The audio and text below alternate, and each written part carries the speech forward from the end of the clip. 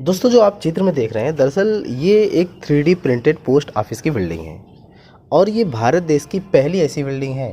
इसको बनाने में ना तो ईंट लगी है, ना तो कोई सीमेंट लगा है, ना तो फिर मोरंग लगी है, लेकिन इसको बनाया गया है तो कंक्रीट से बनाया गया है। तो इसको बनाने की जो जिम्मेदारी ली थी वो Larsen and Toubro construction company ने इसको बनाने का लिया था और करीब करीब 1000 वर्ग स्क्वायर फीट में ये बना हुआ है। और आपको जानकारी के लिए बता दें, ये जो 3D printed post office building है ये बेंगलोर में बना हुआ है। ठीक है, बेंगलोर में बना है और ये भारत देश की पहली ऐसी बिल्डिंग है और टोटल 45 दिन में इसको बनाया गया है। ठीक, यानी कि 3 महीने से भी बहुत कम समय में 45 दिन में इसको बनाया गया है और इसको IIT मद्रास ने अप्रूव किया है। और अगर मान लीजिए कि इसको कन्वेंशनल मेथड से बनाया जाता है तो ये करीब 6 से 8 महीने का भी समय ले लेता है। इसमें कोई दो राय नहीं है कि ज़्यादा समय ले लेता है। अब ये जो है, जब ये शुरू हुआ था तो इसके बाद ये 3 मई को बिल्डिंग बनके पूरा हो गया, लेकिन सवाल ये उठता है कि 18 अगस्त को ही इसका जो है उद्घाटन क्यों किया, क्योंकि इसके उद्घाटन अश्विनी वैष्णव ने 18 अगस्त को ही किया था बेंगलोर में जाकर। तो सवाल ये उठता है कि इसको जो है 18 अगस्त को ही उद्घाटन क्यों किया गया। दरअसल जब ये बनकर तैयार हुआ ना तो इसके ड्रेनेज और वाटर नेटवर्क को बनाने में लगभग 2 महीने का समय लग गया। उसके बाद इसके इनॉग्रेशन के लिए 1 और महीना का इंतजार करना पड़ा, क्योंकि उस समय रेल मंत्री काफ़ी व्यस्त थे।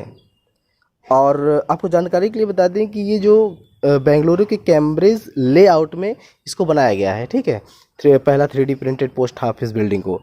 अब सवाल ये उठता है कि अगर नई 3D printed post office building बनाने के बाद अब क्या होगा कि वहाँ पर जो एक बाज़ार है, हलाशुरू बाज़ार है, वहाँ पर वो जो पोस्ट ऑफिस है मौजूदा समय में वो बंद हो जाएगा और सारे स्टाफ को सभी सामान या स्टाफ को लेकर इस नई बिल्डिंग में शिफ्ट कर दिया जाएगा। ठीक है, तो इसको जो है एक प्रकार से बहुत ही आत्मनिर्भर भारत की तरफ से हम कह सकते हैं कि आत्मनिर्भर भारत की तरफ भारत बढ़ रहा है। इससे जो है प्रधानमंत्री भी इसकी सराहना किए हैं।